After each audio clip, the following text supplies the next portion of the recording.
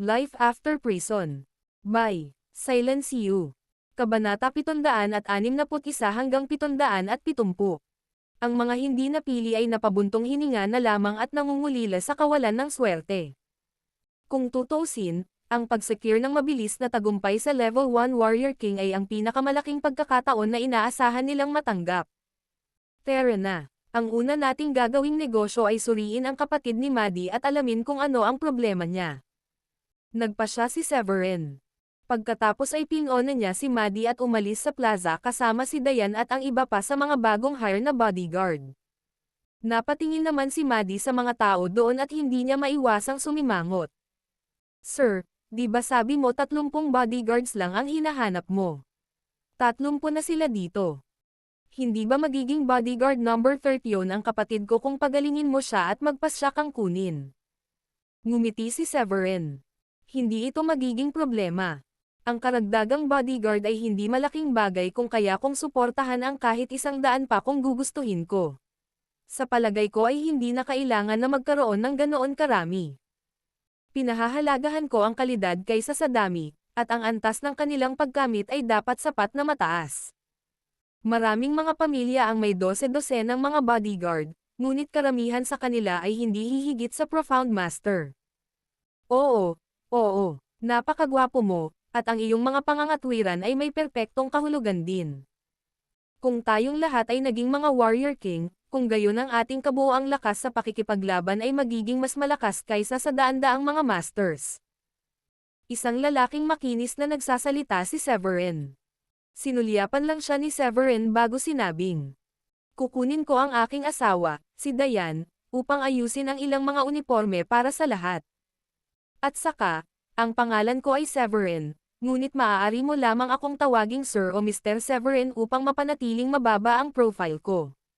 Huwag mo akong tawaging Mr. Governor o Gobernador kapag ako ay na-appoint sa South County Mansion sa loob ng ilang araw. Hindi ako sanay na marinig ang aking sarili na tinatawag ako. Ano? Sabay-sabay na napabuntong hininga ang mga bodyguard nang marinig nila ang kanyang sinabi, at pareho ang naisip ng lahat. Nagbibiro siya diba? Magiging gobernador siya. Sir, seryoso ka ba? Ikaw ba ang mamumuno sa South County Mansion? Napalunok si Maddie at parang nananaginip. Bahagyang ngumiti si Severin. Hahaha. Totoo ito hanggat maaari. Wow, Mr. Severin. Ang galing. Hindi ko akalain na ikaw ang itatalaga bilang gobernador ng South County. Kaya nating dalhin ang ating sarili ng may pagmamalaki sa publiko ngayon. Nakangiting sabi ng isang lalaki. Biglang naisip ni Severin at mahigpit niyang pinaalalahanan ang lahat. Nagtatrabaho ka man sa South County Mansion o sa ibang tao, hindi mo dapat gamitin ang iyong mataas na katayuan o ang iyong malakas na kakayahan para ay bully ang sinuman. Nilinaw ko na ba ang sarili ko tungkol dito? Hindi kita patatawarin kung malaman kung ginamit mo ang iyong posisyon sa kapangyarihan para mangapi ang iba. Huwag kang mag-alala, Mr. Gobernador. Hinding-hindi namin gagawin ang ganoong bagay. Nakangiting sabi ng makinis na kausap. Napatingin si Severin sa lalaki. Akala ko sinabi ko sa'yo na tawagin mo na lang akong Mr. Severin. Hindi napigilan ng kabilang partido ang mapangiti ng pilit. Pero Mr. Severin, kung ikaw nga ang magiging gobernador, malamang na hindi mo na magagawang maging low profile kahit anong pilit mo. Siguradong governor o Mr. Governor ang itatawag ng mga upper class na pamilya, mayayamang negosyante, at mga gang kapag nakita kanila. Hindi napigilan ni Severin na sumakit ang ulo at sa wakas ay pumayag na rin siya sa lalaki. Sige. Pwede mo akong tawagan kahit anong gusto mo. Masaya ka na ngayon. Hihihi. Humajejek si Maddie habang pinangungunahan ang daan. Ang ibang tao ay gustong isapubliko ang kanilang pagkahirang bilang gobernador, ngunit ang aming amo dito ay hindi katulad ng sino man sa kanila. Nakaka-refresh na makita kang napakamababa profile. Ngumiti si Severin. Ako ang uri ng tao na mahilig sa kapayapaan at katahimikan, lalo na pagdating sa alchemy. Ang layunin ko ay makapasok sa pangalawang baitang alchemist sa lalong madaling panahon dahil marami pa akong dapat gawin. Nang matapos ang kanyang mga salita, hindi napigilan ni Severin na tumingin kay Dayan at sabihin sa kanya. Kaya naman baka kailanganin ko ang tulong mo para harapin ang ilang bagay sa hinaharap, mahal. Nag-aalala ako na baka may mga imbitasyon kung saan hindi ako basta-basta makakatanggi. Inilibot ni Dayan ang mga mata ni Severin. Nakakatulong nga ako sa ilang bagay, pero mas gugustuhin kong huwag makipag-socialize o umiinom sa bawat oras. Maaari mo lang sabihin kay Stanley o George na harapin ang mga ganoong bagay. Mas bagay sila para sa isang buhay ng pagkain, pag-inom, at pakikipag-chat. Hahaha. Hindi napigilan ni Severin ang tumawa ng malakas matapos marinig iyon. Hoy, Lenny, mali ang kalkulasyon mo, hindi ba? Mapipili ka sana kung hindi ka makipagpalitan ng barbs sa lalaki. Total, walang masyadong level 9 Profound Masters dito, at may bentahe ka pa sa bagay na iyon. Sinabi ng isang Profound Master sa plaza sa maputing buhok na tinanggihan ni Severin na kunin. Napaawang ng ilang beses ang bibig ni Lenny bago sinabing, baka sinayang ko na ang pagkakataong ito, pero hindi may kakailan na nasaktan niya ang Yasti Mansion. Sinong nakakaalam, baka siya o kahit ang mga tauhan niya ay mauwi sa pagpatay. Ang pagtatrabaho sa ilalim niya ay maaaring hindi kasing ganda ng inaakala mo. Dinala ni Maddie si Severin at ang iba pa sa isang hotel. Mr. Severin, dumating kami ng kapatid ko dito mula sa ibang lungsod, at dahil wala kaming masyadong pera, ang tanging pagpipilian namin ay manatili sa isang hotel pansamantala. Nilaibat niya ang tingin sa lahat ng nandoon. Naintindihan naman agad ni Severin. Maghintay na lang muna kayo sa ibaba. Sasama kami ng asawa ko kay Maddie para bisitahin ang kapatid niya. Agad namang naiwan ang iba, habang sina Severin at Dayan ay sumunod kay Maddie hanggang sa kanilang silid. Eustace ang pangalan ng kuya ni Maddie, at parang mas matanda ito sa kanya ng mga 2 taon. Nakahiga siya sa kama ng mga sandaling iyon na may malagim na kombinasyon ng maputlang mukha at purple lips. Mr. Severin, nasugatan ang kapatid ko dahil sa makamandag na gas na inilabas ng isang halimaw na kahawig ng isang sorrow. Kahit na ginamit niya ang kanyang espiritual na enerhiya upang pigilan ang pagkalat ng lason sa kanyang katawan, hindi na siya makatagal. Nabalitaan ko na kailangan niya ng isang mataas na ranggo na Thaddeus herb na nakakatulong sa detoxification, ngunit ang Thaddeus herb ay sobrang mahal at nagkakahalaga ng halos 1,000,000. Iyon ang dahilan kung bakit humingi ako ng 2 taong paunang bayad para sa aking sweldo. Paliwanag ni Maddie habang nakatingin kay Severin. Bahagyang ngumiti si Severin at sumagot. Hindi naman kailangang maging ganoon kahirap. Tutulong lang ako para mailabas ang lason sa katawan niya. Sinabi niya, saka ibinalik ang palad at naglabas ng isang maliit na kahon, na binuksan niya para kumuha ng ilang pilak na karayom. Pagkatapos magpasok ng ilang pilak na karayom sa mga partikular na pressure point at gamit ang kanyang dry needling technique, si Eustace ay nagsuka ng isang subo ng itim na dugo. Wala pang 2 minuto ang lumipas at agad na nahimatay. Mr. Severin, okay lang ba ang kapatid ko? Mukhang nag-aalala si Maddie nang makitang nahimatay si Eustace. Ngumiti si Severin. Siya nga. Nahimatay lang siya sa ngayon, pero magaling na siya paggising niya. Sa tingin ko, dapat kang manatili, alagaan ang iyong kapatid, at magulat sa trabaho sa aking bahay bukas ng umaga. Siguraduhin isama ang iyong kapatid. Okay. Salamat, Mr. Severin. Agad na napuno ng pananabik si Maddie at sa wakas ay nakahinga ng maluwag. Maya-maya, sabay na bumaba sina Severin at Dayan. Agad namang humakbang ang isang bodyguard. Nasaan si Maddie? Sinabi ko sa kanya na alagaan ang kanyang kuya at mag-report sa trabaho bukas. Nakangiting sabi ni Severin. Gayunpaman, ang ngiting iyon ay biglang sumimangot, at tinanong niya si Dayan na nakatayo sa tabi niya. Hoy, Dayan, nakikita mo ba ang babaeng iyon doon? Hindi mo ba naisip na kamukha niya si Sheila?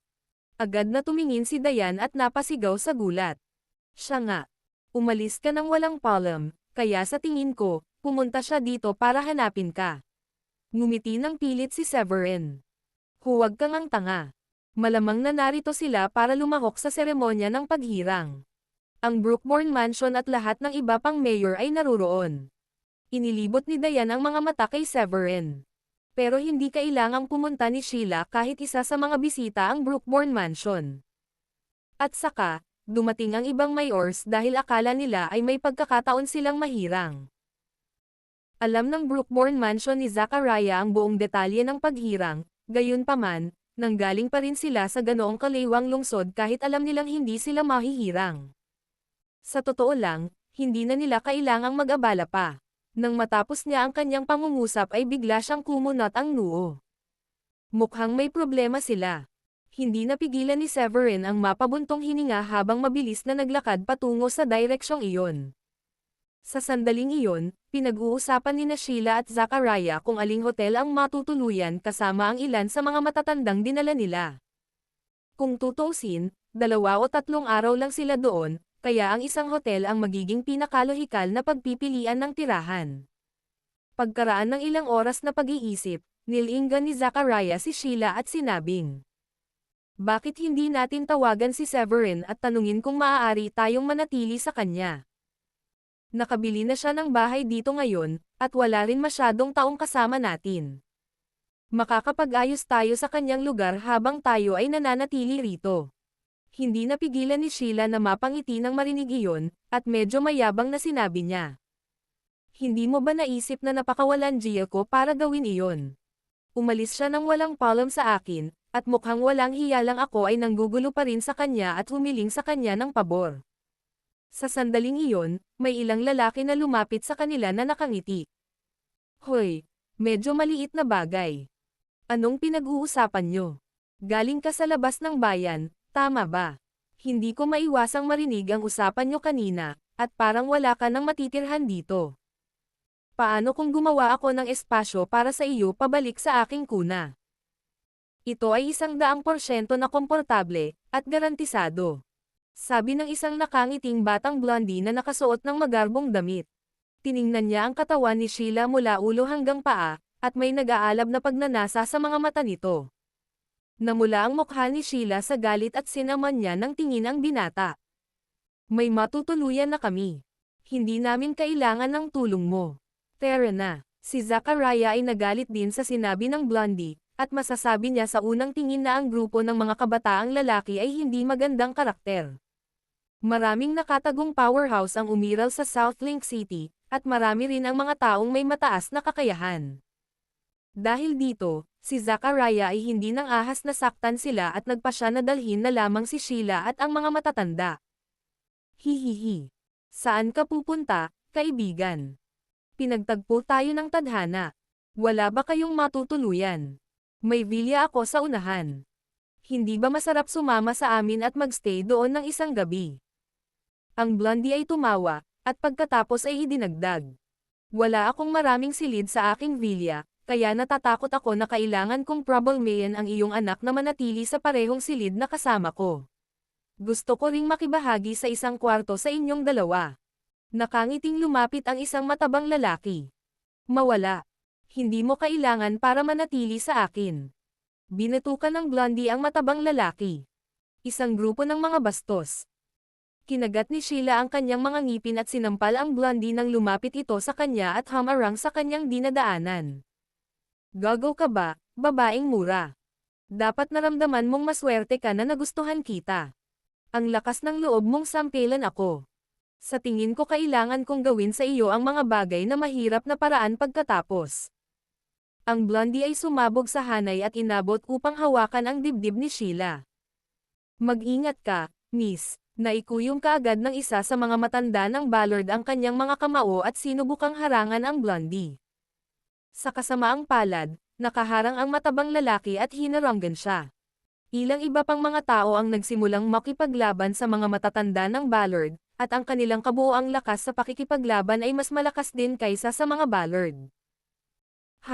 Bubugbugin muna kita bago ka paalisin para malaman mo ang tunay kong lakas. Matuturuan ka niya na sampelan ako." Malamig na bamantong hininga ang blondie sa kanyang puso at ang mga sulok ng kanyang bibig ay pumulupot sa isang mayabang maliit na ngiti. "Wow, sir. Hindi ito maaaring maging mas mahusay, tama ba ako?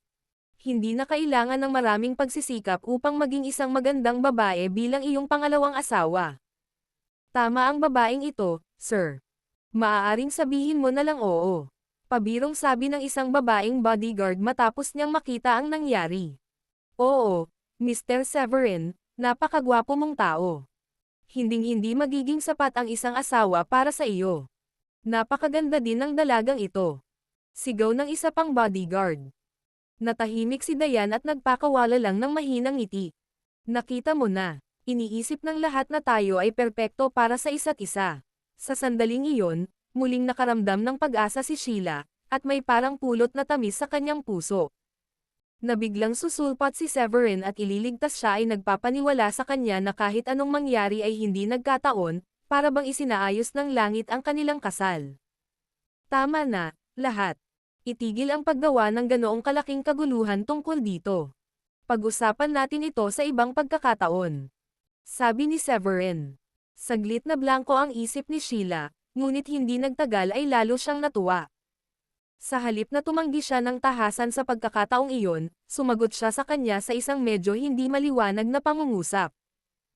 Ibig sabihin ba nito ay mayroon akong bahagyang mas mataas na pagkakataon na magtagumpay ngayon?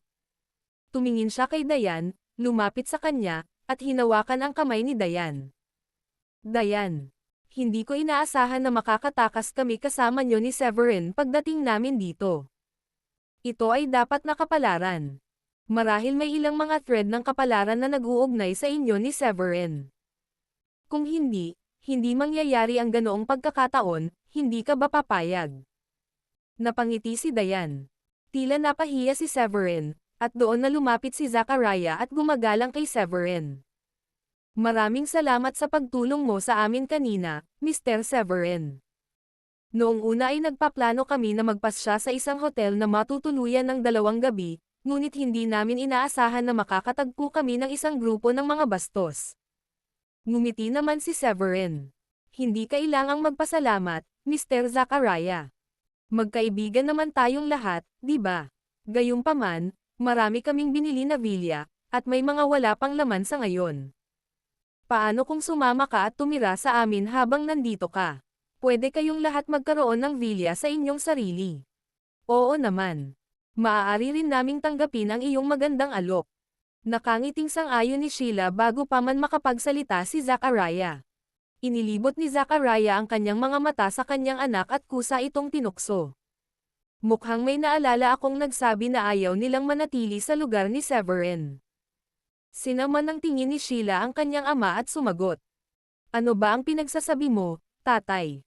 Kailan ko sinabing ayaw kong pumunta? Siya ang nagkusa na imbitahan ako, at dahil hiniligtas din niya ang buhay ko kanina, hindi ko maaaring tanggihan ang kanyang mabait na alok. Masyadong hindi kagalang-galang sa kanya. Hahaha. Hindi napigilan ni Zachariah ang pagtawa. Pagkatapos ng lahat, ang huling pagkakataon na nakita niya ang kanyang anak na babae na tunay na masaya ay ilang araw na ang nakalipas. Mr. Severin, ito po ay. Lumapit ang Grand Elder ng Ballards at tumingin sa mga taong nakipaglaban sa utos ni Severin. Nakikita niya na lahat sila ay napakalakas at marami sa kanila ang nakakuha ng level 8 o level 9 Profound Master sa kabila ng kanilang murang edad. Ang sino mang may ganoong mataas na antas ng tagumpay ay halos walang dapat ikatakot sa isang lugar tulad ng Brookborn, at mayroong halos 30 o higit pa sa mga ganoong tao na tila sumagot kay Severin. Ngumiti si Severin. Nako, sila ang mga bodyguard na kaka-recruit ko pa lang. Ito ang South Link City, at may mga Grandmaster saan ka man pumunta, pati na rin ang napakaraming Profound Masters. Nagpa siya akong mag-recruit ng mas malalakas na bodyguard para maging mas ligtas ang mga magulang ko sa tuwing aalis sila ng bahay. Pagkasabi noon, huminto sandali si Severin bago nagpatuloy. Bukod dito, ang pagkakaroon ng mga bodyguard na ito sa paligid ay titiyakin na ang South County Mansion ay may ilang anyo ng presensya at proteksyon sa hinaharap. Nang marinig iyon ni Zachariah ay tumawa siya. Napakawalan mo na ang marami sa mga bodyguard ng Shanahan pagkatapos umalis sa Brookborn, at nabalitaan ko na 100 bodyguard at humigit kumulang 8 katulong ang dinala mo kasama mo sa South Link City. Dapat ka talagang mag-recruit ng mas maraming bodyguard, kung hindi mo maipapakita ang iyong dominasyon sa tuwing lalabas ka sa hinaharap. Kung ako ay tapat, sa tingin ko ay sapat na ang bodyguard na iyon. Ang mga ito ay kailangang gawin pansamantala. Kapag mayroon pa akong bakanteng oras sa hinaharap, pupunta ulit ako sa plaza at susubukan kong mag-recruit ng mga mahuhusay na kabataan. Hindi halos kasing dami ng 30 tao sa mga nagdadala ng daan-daang bodyguard saan man sila pumunta, ngunit sa aking palagay, mas mahalaga ang kalidad kaysa sa dami. Nakangiting sagot ni Severin. Hahaha. Tama ka. Tumawa si Zachariah. Gabi na, kaya dapat ay bumalik na tayo ngayon din. Paano kung sabay tayong maghapunan mamaya sa gabi at magdiwang? Nakangiting tanong ni Severin habang inaakay si Zachariah at ang iba pa pabalik sa kanyang tahanan. Hindi nagtagal, bumalik silang lahat sa bahay ni Severin. Nai-imagine ko na ang isang plaque na may nakasulat na South County Mansion na inilalagay sa gate na ito sa loob ng 2 araw. Nababalot ng kung anong emosyon si Zachariah habang nakatitig sa malaking gate. Bagamat hindi niya gusto si Severin, minamaliit niya si Severin, at gusto niyang pigilan si Sheila sa paghabol kay Severin noong kakakilala pa lang nito, nagbago na ang pananaw niya kay Severin, at pakiramdam niya ay maswerte siya kung magiging asawa ni Severin ang kanyang anak. Severin. Lumapit si Felicia at tinawag siya nang makita siyang bumalik. Nandito na lahat ang Hallmasters Gracie, Larry, at Mick. Hinihintay ka nila sa loob. Matapos ipaalam kay Severin na may bisita siya, nakita niyang nandoon din si Zachariah at nakangiting sinabing. Nako, Mr. Zachariah. Matagal-tagal na rin simula nung nagkita tayo. Hindi ko inaasahan na nandito ka rin. Magiging buhay na buhay ang hapunan ngayong gabi, sigurado. Nakilala namin sina Severin at Diane sa labas kasama ang kanilang mga bagong recruit na bodyguard. Salamat sa kanila sa pagtulong sa amin na harapin ang isang grupo ng mga kontrabida na hindi kami kalaban. Tumanggaw si Zachariah kay Felicia. Samantala, si Felicia ay nakangiti mula sa tainga at lubos na nasisiyahan sa lahat ng nangyayari. Nararamdaman niya pa rin na parang panaginip lang ang lahat dahil ang isang karakter na tulad ni Zachariah ay dating uri ng pag-iral na pinaghirapan ng mga Shanahan upang paboran. Ang mga talahanayan mula noon ay nakabukas, at ang mga Shanahan ay naging isang pag-iral na gustong paboran ng mga Ballard. Ang mga taong nakakasalamuhan ng mga Shanahan araw-araw ay mga Hallmasters, mayors, o mga pinuno ng mga pamilya. Ang mga taong inaakala niya noon na hinding-hindi nila makikita. Lily, maaari mo bang dalhin ang mga baguhan na ito at ayusin ang ilang mga villa para manatili sila? Dapat sapat na ang 3, at tandaan na panatilihing paghiwalayin sila ayon sa kasarian. Itinuro ni Severin kay Lily pagkatapos makita siya sa malapit. Oo naman. Agad na tumakbo si Lily at inakay ang mga bagong recruit na bodyguard sa kanilang tinutuluyan. Pagkaalis ng mga taong iyon, dinala ni Severin si Zachariah at ang mga Ballard sa isang villa na eksklusibong tirahan nila. Sa gabi, tinawag ni Severin si Rachel kasama sina Larry, Mick, Gracie, at ilan pang iba para magkaroon ng celebratory dinner sa isa sa mga hotel. Sa sandaling iyon, sa loob ng isang villa area, malamig na tinanong ni Manny ang isang lalaki sa kanyang harapan. Ah, nahanap mo na ba ang mag-asawa kanina? Napakalaki ng South Link City, sir, at nakaalis na sila noong nagpunta kami sa plaza ng hapon. Hinanap namin sila kung saan-saan, ngunit wala kaming makitang anumang bakas. Mapait na ngumiti ang lalaki, at saka idinagdag. Taga Brookborn sila, kaya posible bang pumunta lang sila dito para kumuha ng makapangyarihang mga bodyguard? Kung ganoon nga, baka umalis na sila sa South Link City at dinala ang mga bagong empleyado nila pabalik sa Brookborn pagkatapos malaman na ikaw ang uri ng tao na hindi nila kayang pukawin. Marahas na umawang ang bibig ni Manny. Kalokohan. Ito ang unang pagkakataon na nakaranas ako ng ganitong kahihiyan. Gayunpaman, ipagpatuloy mo lang ang paghahanap sa kanila bukas. Kung hindi mo pa rin sila mahanap, itigil mo na ang paghahanap sa ngayon. Dadalhin natin ang ilan sa malalakas nating lalaki sa Brookborn pagkatapos ng seremonya ng paghirang sa loob ng 2 araw. Pagkatapos mamatay ng batang iyon, gusto kong itali mo ang babaeng iyon at dalhin sa akin. Si Severin, Diane, at ang lahat ay sabay-sabay na umalis sa hotel pagkatapos nilang mabusog sa pagkain at alak. Pagkalabas nila ng hotel, tinipon ni Severin ang 4 na Hall Masters. Nang makita ni Larry na walang mga tagalabas doon maliban sa kanila, tinanong niya si Severin. May dahilan ba na tinawag mo kaming lahat? Ngumiti si Severin. Tulad ng sinabi ko sa iyo noon, mayroon akong magandang bagay para sa iyo. Pagkatapos ay gumawa siya ng 3 maliliit na bote ng porselana at ibinigay kay Larry, Mick, at Gracie. Mayroong 4 na first grade na high rank na table task sa bawat isa sa mga bote na ito. Magsanay ng husto pagkatapos kainin ang mga ito, at gawin ang iyong makakaya upang makapasok sa level 1 Warrior King sa lalong madaling panahon. May 4 na tableta para sa bawat tao, kaya huwag mag-atubiling gumawa ng schedule na pinakaangkop sa iyong mga pangangailangan. Pagkatapos ay bumaling si Severin kay Rachel at sinabing, hindi epektibo ang mga tabletang iyon para sa iyo dahil isa ka ng level 4 Warrior King, kaya walang saysay na ibigay ito sa iyo. Bibigyan lang kita kapag nagtagumpay ako sa pagpino ng mga second grade na pills. Nakakamangha, Supreme Leader. Isa kang alchemy whiz. Nasa iyo ang aking lubos na paggalang at paghanga para sa pagiging isang first grade high rank alchemist ng napakabilis. Tuwang-tuwang sabi ni Rachel pagkatapos marinig ang mga salita ni Severin at hindi niya nakalimutang idagdag. Maghihintay ako sa mga second grade na pills mo. Ito ay mga tunay na first grade high rank na table task, walang duda tungkol dito.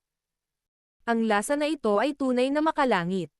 Binuksan ni Larry ang bote ng porselana, inamoy ito, at may kasya siyang ekspresyon sa kanyang mukha. Nakarating ako sa level 8 Profound Master ilang araw na ang nakakaraan. Malamang na makakapasok ako sa peak stage level 1 Warrior King gamit ang 2 sa mga tabletang ito, kaya gusto kong magtanong kung maaari kong bigyan ng tig-iisa sina Lauren at Candy. Nakangiting tanong ni Mick. Hindi niya pinangarap na matamasa ang gayong mga kayamanan sa kanyang buhay. Ngumiti si Severin at sinabing, maaari mong gawin ang lahat ng gusto mo sa mga table tasks, ngunit hindi ito angkop para sa isang tulad ni Candy. Hindi niya kakayanin ang mga epekto sa kanyang pagkamit, dahil siya ay isang antas ng isang Profound Master. Pagkatapos, naglabas si Severin ng 4 pang maliliit na bote ng porselana. Mayroong 15 first grade na medium rank na table task sa bawat bote, at maaari mong ibigay ang mga ito sa sino mang sa tingin mo ay higit na makikinabang sa mga ito.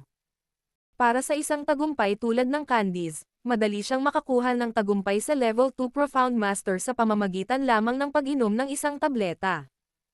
Holy moly, Supreme Leader! Nagawa mong pinuhin ang napakaraming mga tabletang ito. Masyado kang mabait sa amin. Namula ang mata ni Mick sa pananabik nang kunin niya ang bote.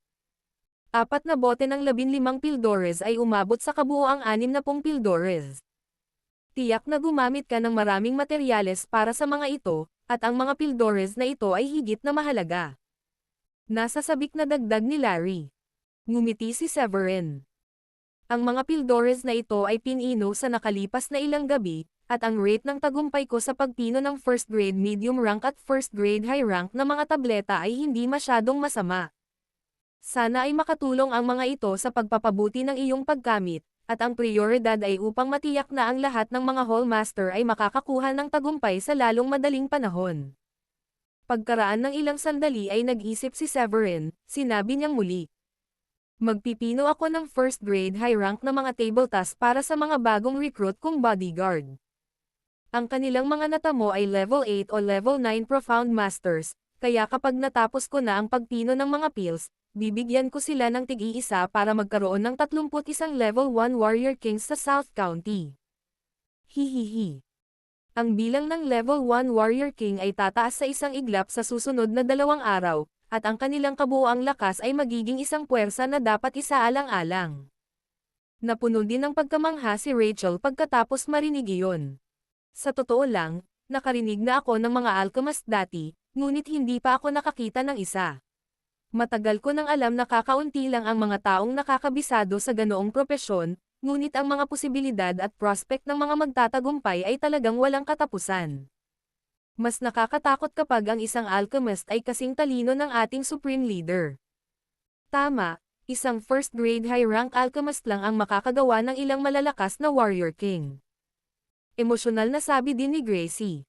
Nang marinig iyon ni Severin, bahagya siyang ngumiti at sinabing, "Isa lang itong Warrior King na pinag-uusapan natin dito.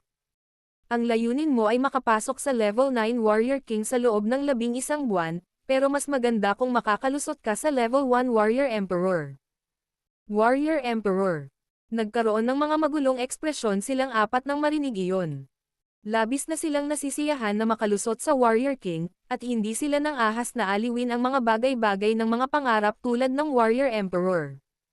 Nabuhay ang pressure matapos silang bigyan ni Severin ng layunin na makapasok sa kahit level 9 Warrior King sa loob ng 11 buwan. Kapag naabot na natin ang level 4 Warrior King, nararamdaman ko na baka kailangan natin ng hindi bababa sa second grade na mga table task para tulungan tayong pagbutihin ang ating paggamit ng mas mahusay. Mukhang may napakaraming gawain ka rin sa hinaharap. Kung umaasa lamang tayo sa pagsasanay o mga espiritual na halamang gamot sa halip na sa mga tabletang ito, sadyang napakahirap na makamit ang mga layuning iyon. Napakunot ang noo ni Rachel nang maisip niya iyon. Tumanggaw si Severin. Oo. Kaya nga kailangan kong magsumikap at magsunog ng midnight oil. Wala rin akong planong lumabas bukas. Kailangan ko ring gamitin ang aking bakanteng oras sa paggawa ng alchemy. Mas mabuti kung makakalusot ako at maging isang second grade medium rank o second rank high rank alchemist. Ang second grade high rank alchemist ay isang bagay na hindi ko pa narinig kahit kailan. Tuwang-tuwang sabi ni Rachel. May alam akong ilang first year na pamilya sa South Link City na may mga alchemist sa kanilang hanay, ngunit lahat sila ay mga alchemist na mababa ang ranggo o katamtamang ranggo.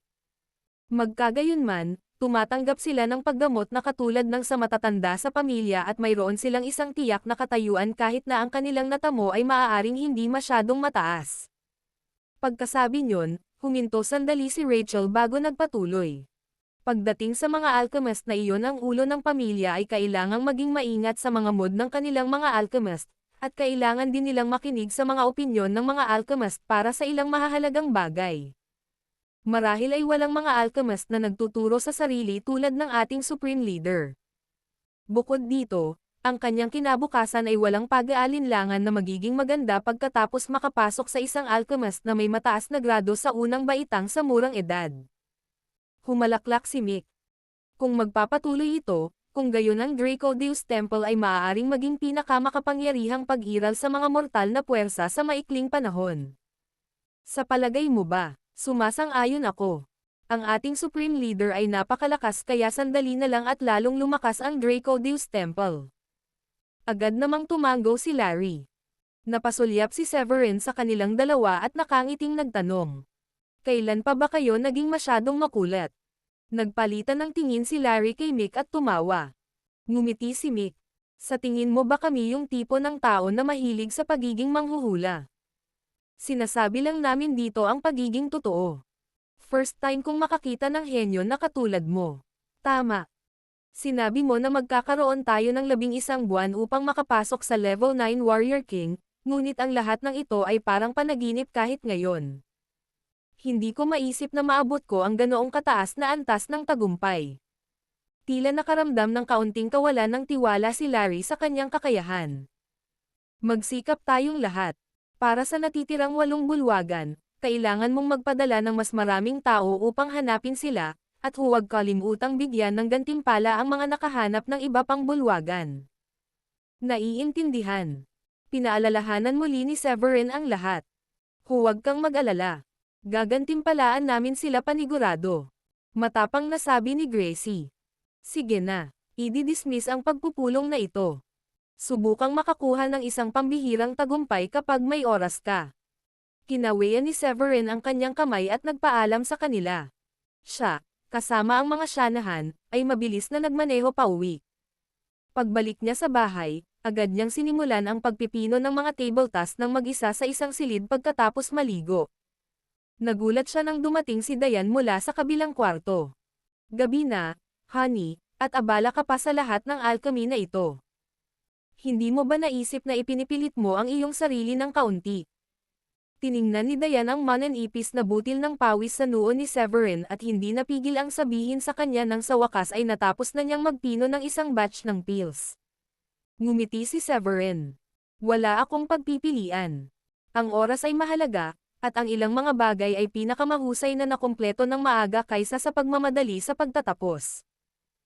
Binigyan ako ng aking tiyuhing master ng 1 taon, at bago pa natin malaman, ito ay malapit nang matapos ang unang buwan. Kailangan din nating umalis ng mas maaga sa susunod na taon, ibig sabihin, mayroon lamang tayong mga 11 buwan upang matiyak na maayos ang lahat. Inilagay ni Severin ang 2 tabletas sa bote ng porselana na inihanda niya kanina. Sa kabutihang palad para sa akin, lalo akong nagiging bihasa sa pagpino ng mga tabletas. Maaari akong gumawa ng 2 tableta sa isang solong sesyon ng pagpipino gamit ang parehong batch ng mga materyales. Bagamat nangangailangan ng kaunting dagdag na lakas ng pag-iisip para gawin iyon, ang pagpino ng 2 tableta ng sabay-sabay ay nakakatipid ng maraming oras. Si Diane ay may hitsura ng paghanga habang nakatitig sa nasisiyahang ngiti sa mukha ni Severin. Sobrang nagaganyak ang asawa ko. Hindi pa ako makatulog ngayon, kaya babantayan kita saglit at matutulog na ako kapag inaantok na ako. Oo naman. Tumanggo si Severin. Pagkatapos ng maikling pakikipag-chat nila ni Diane, inilabas niya muli ang mga materyales at nagpatuloy sa pagpipino. Dahil nakapagpino si Severin ng 2 tableta ng sabay-sabay at napabuti rin ang kanyang bilis ng pagpipino, nakapagpino na siya ng 18 tableta sa isang gabing iyon. Pagsapit lang ng umaga ay bumaba na siya at nag-almusal. Nang matapos ang kanyang almusal ay dumating na ang magkapatid na sina Maddie at Eustace. Maraming salamat, Mr. Severin. Si Eustace ay puno ng enerhiya sa sandaling iyon at isang ganap na kakaibang tao mula sa nakaraang araw. Nang makita ni Eustace si Severin ay agad itong humakbang at lumuhad sa harapan ng lalaki. Salamat sa pagligtas mo sa akin, Mr. Severin. Patay na sana ako kung hindi dahil sa iyo. Ipinapangako kong magsisikap ako sa ilalim mo upang masaklian ang iyong kabutihan. Ngumiti si Severin at tinulungan siyang tumayo. Hindi kailangang magpasalamat. Ang kailangan mo lang gawin ay magsanay ng mabuti mula ngayon at pagbutihin ang iyong sarili. Pagkasabi noon, hiniling niya kay Lily na mag-ayos ng lugar na matutuluyan nilang dalawa. Nang makapag-ayos na sila, tinipon niya ang lahat ng inupahan niyang bodyguard at pinahintay siya sa bakuran. Napatingin si Severin sa lahat ng bodyguard na nasa harapan niya at satisfaction na tumanggo. Mayroong 31 sa inyo, at kung idagdag natin ang mga bodyguard na dinala ko mula sa Brookbourne, kung gayon ang kabuuan ay magiging isang medyo maliit na pangkat na may 50 tao lamang. Natulungan ko na ang ilan sa aking mga bodyguard na mas matagal nang naglilingkod na mapabuti ang kanilang mga kakayahan, kaya ngayon ay gagawin ko rin ito para sa lahat ng 31 sa inyo. Bawat isa sa inyo rito ay madaling makapasok sa Level 1 Warrior King, at malapit na kayong maging mas malakas na bersyon ng inyong sarili. Bakas ang pananabik sa mukha ng lahat ng nakarinig noon. Hindi umakit ang sweldong inaalok ni Severin sa kanila. Ang mga Pildores ang tumulong sa kanila na makalusot sa antas ng isang Warrior King na pinakapinapahalagahan nila. Natahimik sandali si Severin habang winawagayway ang palad at naglabas ng isang porselana na bote. Mayroon akong 18 first grade high rank na tabletas dito, kaya ayon sa pagkakasunod-sunod ng kung sino ang pinakamalakas, ang mga nakaabot sa level 1 Profound Master ay bibigyan ng priority na pumila at uminom ng isang tableta. Para sa natitirang 13 tao na hindi nakatanggap ng tableta, maaari kang magtipon pabalik dito ng alas 4 ng gabi para sa iyong tableta. Wow, hindi ko akalain na tatanggap tayo ng tableta ng ganoon kaga. Hindi ko talaga inaasahan ito. Ang isang lalaking nakaabot sa level 9 Profound Master ay hindi napigil ang magsabi ng tuwang-tuwa. Sa kabuuan, 15 tao lang ang naroon na level 9 Profound Masters. Makakatanggap sila ng pil sa umaga kasama ng 3 pang level 8 na Profound Masters. Hindi ako makapaniwala. Ikaw lang ang alchemist na makakapag-produce ng 18 tabletas ng sabay-sabay, sir. Wala siya kahapon, kaya parang nagpino siya magdamag. Wala akong ibang maisip kundi ang rumspito sa kanya. Ang bawat isa ay nagsimulang magtalakayan ng isa-isa, at sila ay nasa sabik tulad ng mga pirana sa isang siklab ng pagkain. Naging emosyonal din si Eustace. Hindi niya inaasahan na ang amo na tinulungan ng kanyang kapatid na babae ay isang alchemist, at naisip na niya ang kanyang matibay na kinabukasan. Bukod dito, kung nagsanay siya ng mag-isa, maaaring tumagal ng hindi bababa sa 1 taon o 2 upang makapasok sa antas ng isang warrior king. Ang pagtanggap ng isang first-grade high-rank pill ay walang alinlangan na isang shortcut. Ipinamahagi ni Severin ang lahat ng pills sa unang 18 bodyguard bago pinaalis ang lahat at pinaalalahanan ang natitirang 13 na kunin ito sa hapon. Lahat sila ay sabik na makalusot sa pagkamit ng isang level 1 warrior king, kaya sa sandaling makuha nila ang tableta, agad silang bumalik sa silid sa pag-asang makakamit nila ang tagumpay na iyon sa lalong madaling panahon. Nang magawa iyon, bumalik si Severin sa kanyang silid para magayos ng higit pang mga table tasks. Hindi nagtagal, dumating si Sheila sa villa na tinutuluyan ni Severin. Nang makita si Dayan na umiinom ng tsaa sa bakuran, agad siyang pumasok ng nakangiti at nagtanong. Nasaan si Severin? Pumunta ka ba dito para hanapin siya? Natatakot ako na wala siyang oras para makasama ka ngayon. Gusto niyang mag-refine ng ilang pills dahil isa na siyang first-grade high-rank alchemist. Napangiti si Dayan. Wow! Gaya ng inaasahan mo sa pangarap kong lalaki. Gumaganda siya sa dami ng bucket load. Pero muli, kapag nakikita ko siyang bumubuti, pakiramdam ko hindi ako sapat para sa kanya. Tuwang-tuwa si Sheila noong una, ngunit hindi nagtagal ay sumimangot siya na may bahid ng lungkot.